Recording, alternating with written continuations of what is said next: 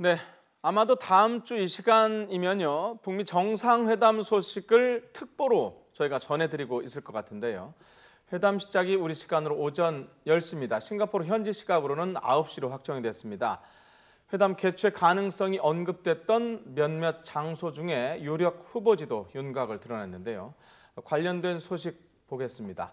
민정훈 국립외교원 교수님, 그리고 우정엽 세종연구소의 연구위원님, 이렇게 두 분 모셨습니다. 어서 들어오십시오. 네, 안녕하세요. 오늘 새벽에 이 싱가포르 현지 시각으로 오전 9시, 우리 시각으로 오전 10시에 한다고 발표가 됐어요. 근데 저는 처음에 이걸 듣고 좀 너무 이른 시간 아닌가 이런 생각을 했는데 어떻게 해서 이런 시간이 결정이 됐을까요? 예, 아무래도 정상회담 요 10일 날 회담이 많이 잡힌 거 아닌가 이렇게 생각을 하고 있습니다. 뭐 보통 9시, 10시 정도 시작을 하는데요. 네. 9시면은 뭐 10시보다 좀 빠른 시간이기 때문에 아무래도 지금 나오는 그 보도에 따르면 미국 측이 정상회담을 할 때 오전에 단독 회담을 하고 오찬, 오후에 확대 회담, 그리고 만찬까지 그리고 하루에 많은 것을 해야 되기 때문에 아무래도 일정을 좀 이렇게 좀 타이트하게 잡은 게 아닌가 생각이 되고요. 예. 또 그 얘기는 한편으로 여전히 북미 간에 어떤 주요 의제에 관해서 또 논의할 내용이 아직 남아 있다. 많다. 그런 부분을 반영하는 게 아닌가 좀 생각하고 예. 있습니다. 시간 관련해서 질문을 하나 더 드리면 혹시 이 시간이 지금 워싱턴 시각 기준으로 보면 밤 9시거든요. 네. 더 늦기 전에 사람들이 좀 많이 보라고 일찍 시작하는 거 아닌가요?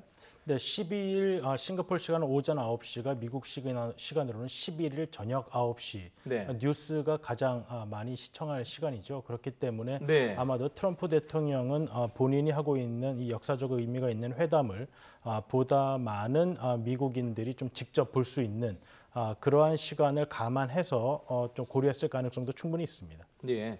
자, 우리나라는 지금 이 미국 정상회담이 아시겠지만 6월 13일에 있는 지방선거를 사실상 삼켜버릴 정도로 아주 관심이 많거든요. 지금 미국 내 분위기는 어떻습니까? 미국 내 분위기를 말씀드리려면 좀 나눠서 봐야 될 것 같아요. 네. 일단 아무래도 워싱턴에 있는 미국 뭐 정부 관계자들이라든지 아니면 네. 띵크탱크 관계자들은 아무래도 이제 미국 정치에 관심이 많은 분들이고 네. 외교 정책에 관심이 많은 분들이기 때문에 이제 촉각을 곤두세우고 어떻게 진행될 것인가. 과연 이번에 북미 정상회담에서 네. 미국 측의 이익이 제대로 반영된 결과를 트럼프 행정부가 내릴 수 있을 것인가. 네. 이것에 대해서 여전히 북한의 비핵화에 대해서는 회의적인 시각도 많이 존재하고요. 그렇지만 북미 정상회담 그 자체에 대해서는 조심스럽게 성공적으로 개최가 될 것이다. 이러한 긍정적인 시각도 존재가 하고요.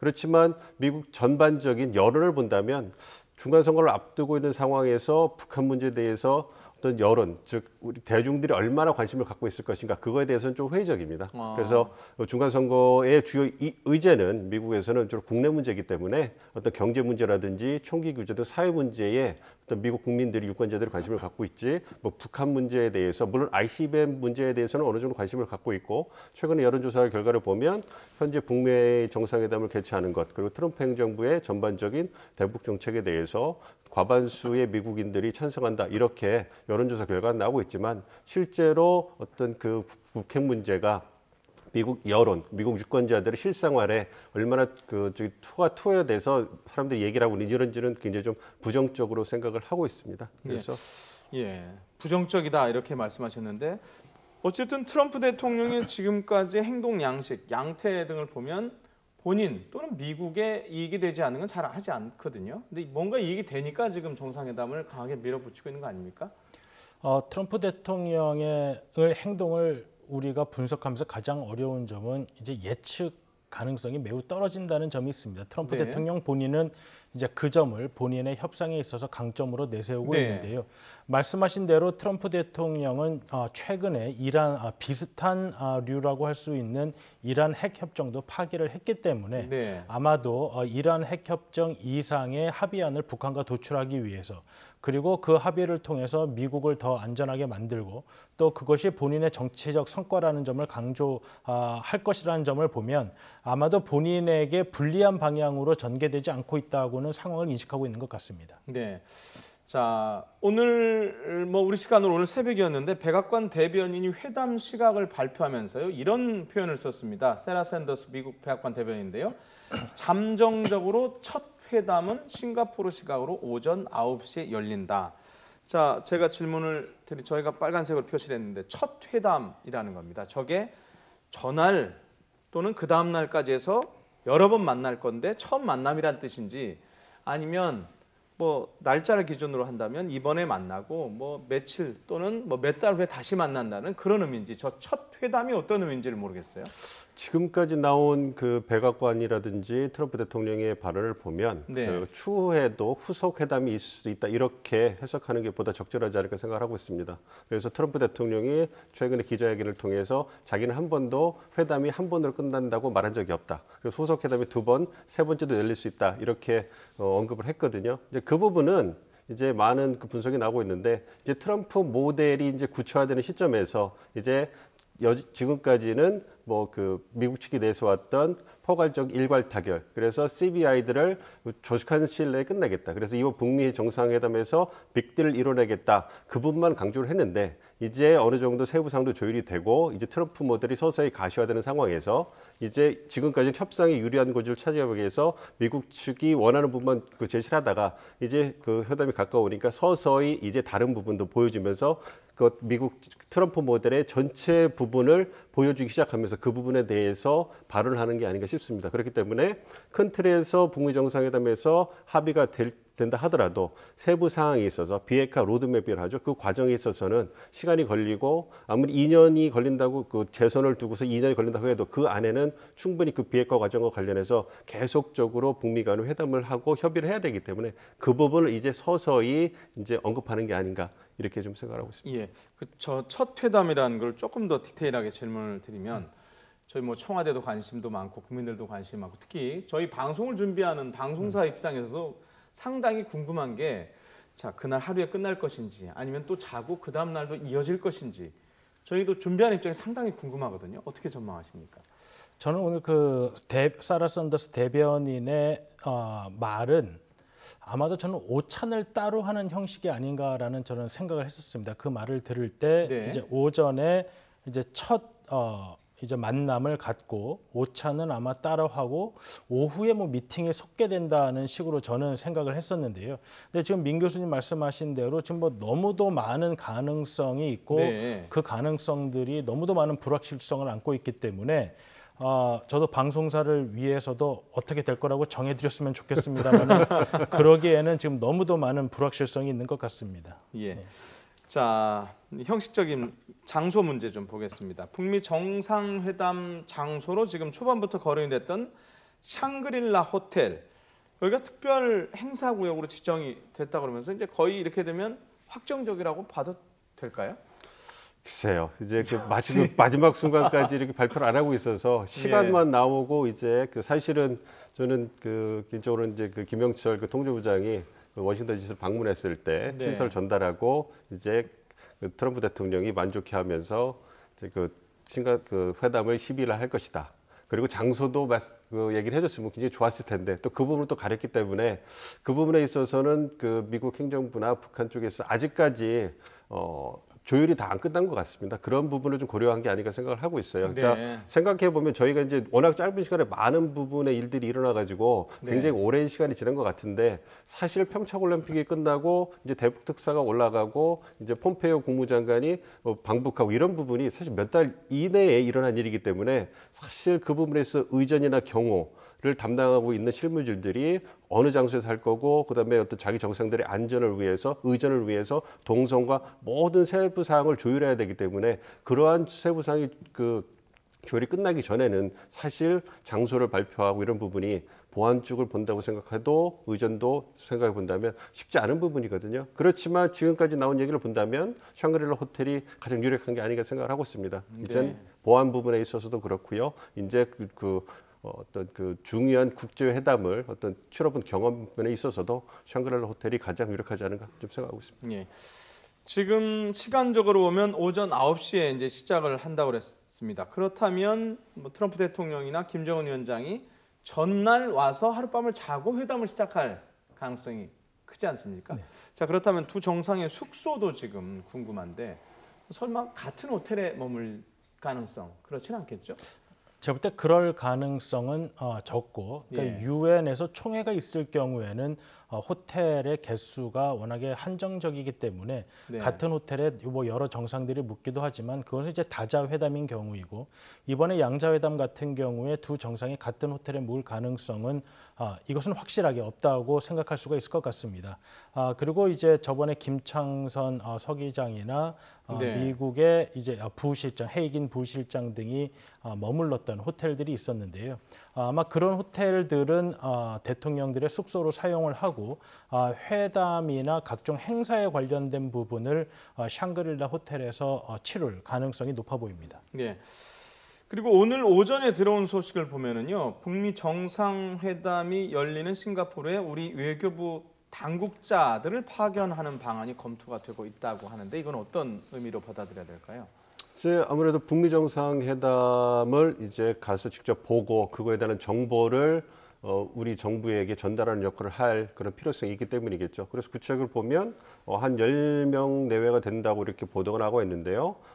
절반 정도는 한반도 평화고습본부에서 네. 이제 파견이 되고 나머지는 대변인실에서 나갈 수 있다 이런 보도가 나오고 있는데요. 그러니까 한반도 교섭본부가 우리 측에서는 이제 북핵 육자 회담을 담당하는 부서고요. 그리고 또한 북핵 문제 관련해서 외교 정책을 담당하는 그런 부서입니다. 그래서 이제 그 북미 정상회담에서 어떠한 일이 벌어지고 어떠한 상황이 전개되는 것에 대해서 신속하게 우리 정부에게 이제 그 전문을 통해서 어떤 그 소통을 해야 될 필요가 있을 거고요.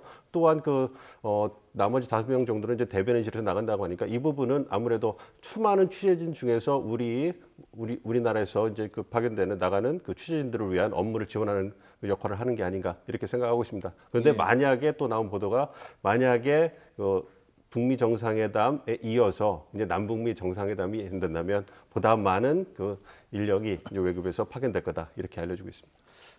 제가 기억하기로 그전 기사에 청와대 관계자도 파견이 된다는 얘기가 있었단 말입니다.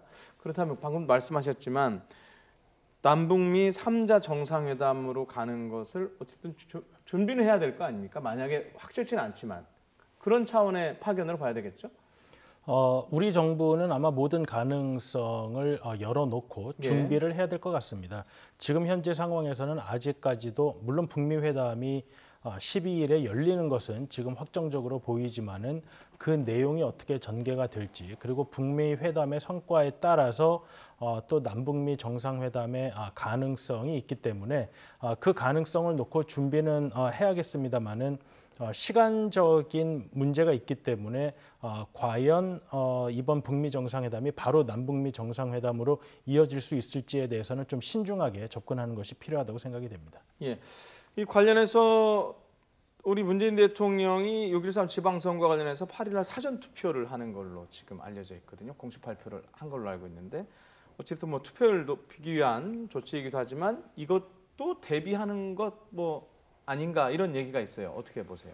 글쎄요, 가능성은 열어놓는다 이렇게 예. 그 생각을 해야 되겠죠. 그리고 청와대에서 이제 투표율 제고를 위해서 또 대통령께서 사전투표 하신다 이렇게 했으니까 네. 그 부분이 공식적인 발언이 되겠고요. 그렇지만 이제 우정엽 박사님 혹시라도 말씀하신 것처럼 이제 남북 북미 정상회담이 성공적으로 끝나서 네. 이제 북한의 비핵화와 그리고 그에 대한 체제 안전 보장에 대해서 북미가 만족하는 합의가 나오면 그 후속 조치로서 이제 남북미 정상회담이 상적 의미를 가지고 개최될 수 있기 때문에 그런 부분에 대해서도 준비를 하는 게 아닌가 생각을 하고 있습니다. 네. 그래서 이제 종전 선언을 준비하고 있고 그렇지만 네. 우리 정부 입장에서는 북미 정상회담이 양자 정상이기 때문에 남북미 정상회담 가능성을 계속 흘림으로써 이제 북미 양자 정상회담의 목적이 좀 퇴색하는 것에 대해서 굉장히 좀 경계한 모습, 굉장히 신중한 모습을 보이기 때문에 그런 부분에 대해서는 이제 미국 측에서 요청이 들어오고 그에 따라서 이제 대응할 것이다. 이렇게 좀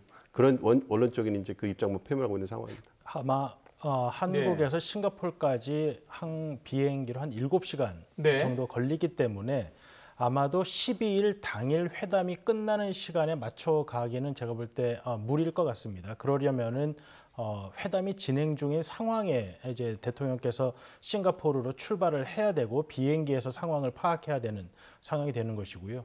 아마도 13일이라는 날짜가 나온 이유는 12일 날 회담이 잘 진행이 되면 네. 그날 저녁 때 어떤 결과도 나오고 또 미국 및 북한과 이야기할 수 있는 상황도 되고 그렇다고 한다면 밤에 서울에서 출발하면 13일 아침에 정도에 싱가포르에 도착하게 되니까 아마도 그러한 것을 염두에 둔 가능성을 또 우리가 뭐 배제할 수는 없습니다. 가능성이긴 하지만 그렇게 되면 회담이 1박 2일 네네, 그럴 일어날 가능성이 가능성을 있습니다. 역시 그렇죠. 말씀하신 그렇기 때문에 거죠. 하나 더 말씀드리면 지금까지도 이제 계속 김영철 부장이 워싱턴을 방문한 이후부터 해서 3차에 걸쳐서 이제 판문점 회담이 계속 진행이 됐단 말이에요. 그 네. 얘기는 이제 진행 상황을 보면서 이제 세부 사항에 대해서 북미 간의 세부 사항에 대해 조율을 하고 있고 그 부분이 이제 상당 부분 진전됐다 이렇게 보고 있기 때문에 그래서 일각에서는 이번 주말 정도면 이제 또 북미 정상회담의 의제 조율 부분이 어느 정도 끝날 것이다. 그렇게 되면 우리 정부가 이제 한국이 남북미 정상회담을 북미 정상회담 그 장에 살 수 있는가 이런 부분도 어느 정도 가시화되지 않겠느냐 이렇게 얘기를 하고 있는 상황입니다. 예. 자, 이제 협상의 내용을 조금 들여다봐야 될 것 같은데요. 자, 백악관 측에서 정상회담 시간을 공개를 하면서 판문점 협상에서 의미 있는 진전을 이루어졌다라고 밝혔는데요. 이 의미 있는 진전 뭘 의미하는 걸까요? 사실 아직까지도 이제 구체적으로 북미 간에 어떠한 내용으로 합의가 되고 있는지에 대해서는 외부에 밝혀진 바가 없습니다. 트럼프 대통령은 김영철 부위원장을 만난 이후에 북한과 이번에 어떤 합의안을 도출하지 않을 수도 있다. 그리고 또 특이한 단어의 사용이 이번에 회담이 과정의 시작이다라는 말을 계속해서 강조하고 있습니다. 네. 그 말은 이번 12일 날 회담에서 어떤 합의안을 소위 말하는 빅딜과 같이 전격적으로 합의하는 것이 아니라 앞으로 이어질 여러 차례의 회담의 첫 번째로서 조금 기대 수준을 낮추는 바가 있습니다. 그렇기 때문에 이번에 회담은 한반도의 긴장을 좀 낮추고 군사적인 긴장 수준을 낮추는 의미도 있고 또 아마도 종국 상태, 그러니까 북한의 비핵화라는 네. 종국 상태에 대해서는 양국이 원칙적으로 합의할 가능성은 있지만 구체적인 방법론에 관해서는 트럼프 대통령이 이야기한 대로 또 여러 차례의 회담을 통해서 합의안을 도출할 가능성이 있습니다. 그렇기 때문에 의미 있는 진전이라는 것이 과연 이번 한 번의 회담을 통해서 어떤 합의안을 도출해내는 것이냐 아니면 앞으로 여러 번의 회담을 상정하면서 북미 간의 화해 및 평화를 계속해서 추구해 나가는 그런 과정 속에서 이루어지는 것이냐 하는 부분은 아직도 조금 불명확한 부분이 있습니다. 네. 자, 조금 더 질문을 드리면 지금 트럼프 대통령이 이른바 트럼프 방식이라서 올인원 얘기를 했지 않습니까? 그리고 북한은 지속적으로 단계적 얘기를 해왔는데 여기에서 어떤 접점을 찾았을 가능성을 저희가 좀 생각해 볼 수 없을까요? 저는 그렇게 접점을 찾았다고 좀 보고 있는 편입니다. 왜냐하면 예. 폼페이오 국무장관이 북한을 두 번째 방문했을 때 북한 측에서 만족할 만한 합의가 나왔다. 그리고 미국 측에서도 장시간 생산적인 대화를 나눴다. 이런 부분은 미국과 북한이 가지고 있는 비핵화의 입장이 다르기 때문에 그 부분에 어느 정도 큰 틀에서 접점을 찾았다. 그래서 제가 생각했던 것은 북한이 완전한 비핵화에 합의를 하고 비핵화 완료 시점에 대해서는 저희 지금 얘기가 나오는 2020년에 완료하겠다 이런 부분에 대해서는 합의를 했고요. 그거에 대한 대응으로서 미국 측에서도 단계별로 이제 북한 측에 보상 조치를 해주겠다. 여기까지는 합의가 됐다고 구두 합의지만 됐다고 생각을 하고 있습니다. 그래서 그때부터 시작해서 트럼프 모델이 만들어졌는데 이제 문제가 되는 것은 그럼 과연 단계별 조치와 보상을 어떻게 규정하고 그 세부 사항을 어떻게 정할 것인가 그 부분이 지금 계속적으로 논의가 되고 있다고 생각하고 있습니다. 그리고 이제 네. 지금 보도가 나오는 것이 북미 정상회담 합의가 나온 이후에 빠른 시일 이내에 핵탄두 일부와 ICM 일부를 이제 해외로 반출하는 부분 이런 부분에 논의가 되고 있다는 걸 보면 사실은 큰 틀에서 합의가 됐고 그래서 비핵화 관리 수준까지 완료가 합의가 됐는데 그럼 어떻게 접근해서 세부적으로 이제 비핵화 프로세스를 진행시킬 것인가 이런 부분에 대해서 그러니까 북미 정상회담을 앞두고 어느 정도 큰 틀에서의 합의와 또 큰 틀에서의 세부적인 사항에서 조율이 한 8, 90%는 돼야지만 정상회담에서 합의문을 낼 수 있고 그다음에 성공적이라고 얘기를 할 수 있기 때문에 그런 부분에 있어서 어느 정도 접근이 된 게 아닌가. 그래서 이제 그런 부분에서 미국 측과 북한 측의 비핵화 로드맵이 있어서 접점을 많이 찾아가고 있다. 이렇게 좀 생각을 하고 있습니다. 예, 지금 저희가 이제 접점 얘기를 하고 있는데 미국 백악관 대변인의 말을 한번 들어볼 텐데요. 이른바 대북 제재에 대한 얘기입니다. 들어보시죠. Our policy hasn't changed, and as the president stated, we have sanctions on. They're very powerful, and we would not take those sanctions off unless North Korea denuclearized. 자, 북한이 비핵화를 할 때까지 제재를 해제하지 않을 것입니다라고 되어 있는데요. 일부에서 비판적인 의견이 있었죠, 미국 내에서. 그걸 의식한 얘기였을까요? 뭐 아니면 기본적으로 해오던 뭐 얘기긴 하지만 어떻게 평가할 수 있을까요? 트럼프 대통령이 김영철 부위원장을 만난 이후로 굉장히 북한에 대한 사용하는 언어의 수준을 완화했습니다. 네. 그 과정에서 이제 트럼프 대통령이 이제 최대 압박, 맥시멈 프레셔라는 말을 쓰지 않겠다, 쓰고 싶지 않다라는 표현을 했었는데요. 그것이 이제 미국 일부 언론에서는 미국의 제재 정책이 흔들릴 수 있다라는 우려가 있다 이렇게 표현을 했습니다. 그렇기 때문에 오늘 대변인이 미국의 정책은 아직 변한 것이 없고 그대로 간다라고 다시 한번 정책적인 의미에서의 제재 정책의 지속을 확인한 것 같습니다. 네. 자, 이런 가운데요. 저희가 앞서도 보도를 해드렸는데 푸틴 러시아 대통령이 김정은 위원장을 러시아로 초청을 했습니다. 9월. 물론 이제 이번 북미 정상회담 끝난 이후에 뭐 그 전에 가기 전에 만날 것이다. 뭐 중국, 러시아, 북한이 만날 것이다 이런 얘기도 있었는데 그건 아닌 현재까지는 확인된 바 없고 자 지금 9월에 러시아로 와라 이렇게 지금 됐는데 이게 어떤 의미 있는 지금 초청인가요? 이건 미국 정상회담 또는 뭐 남북 관계 관련해서 이제 그 특별한 목적이 있다 보기보다는요. 일단은 러시아 국내 사정에서도 최근에 그 대통령 선거가 끝났고 이제 푸틴 대통령도 이제 새로운 어떤 임기를 위해서 어떤 정비가 끝났다고 생각을 하고 있습니다. 그리고 또한 이제 북미 정상회담이 성공적으로 개최가 된다면 이제 러시아도 한반도에 전통적으로 영향을 미쳐온 주변국으로서 이제 북한과 어떤 비핵화 과정에 있어서 어느 정도 영향력을 행사하려고 하려는 그런 의도가 있을 수 있고요. 또한 북미 정상회담이 성공적으로 개최가 돼서 어떤 북한 측의 어떤 경제 제재가 좀 완화되는 그런 움직임이 있다면 이러한 움직임을 바탕으로 해서 러시아도 북한과 혹은 남북러 3국이 이제 경제 협력에 특히 이제 러시아 쪽에서도 이제 블라디보스톡이나 이쪽 동방 지역에 굉장히 경제 발전하는데 관심이 많이 있거든요. 그런 부분이 있기 때문에 이제 9월에 이제 제4차 동방 경제 포럼이 열리면 그걸 계기로 해서 이제 좀 한반도 정세 및 경제 이런 부분에 전반적으로 이제 북러 관계를 개선하고 확인하고 개선하려는 그러한 포석이 아닌가 생각하고 있습니다. 자, 역시 뭐 그렇게 큰 의미가 있는 것 같지는 않다고 그러는데 트럼프 대통령은 약간 북미 대화에 러시아가 개입하는 거 아니냐 이렇게 받아들인 것 같은데 어떻습니까? 트럼프 대통령은 지금 북미 간에 진행되는 이 비핵화에 관한 회담이 본인의 정치적 성과로 이어지기를 굉장히 기대하고 있습니다. 그러던 네. 상황에서 지난번에 한번 회담을 취소하는 과정에서 중국을 좀 비난을 한 바가 있습니다. 그렇기 때문에 트럼프 대통령 입장에서는 중국과 러시아 같은 강대국이 북한의 편에 서서 북미 간의 회담에 개입하는 형태가 되게 되면 그것은 트럼프 대통령 본인이 원하는 방향으로 이 북미 회담의 결과를 끌고 가는데 방해가 되기 때문에 아마도 그러한 부분에 대해서는 좀 우려를 가지고 있는 것으로 보입니다. 네, 알겠습니다. 여기까지 듣도록 하겠습니다. 일주일 앞으로 다가온 북미 정상회담에 대해서 알아봤습니다. 자, 민정훈 국립외교원 교수님 그리고 우정엽 세종연구소의 연구위원님 두 분이었습니다. 고맙습니다.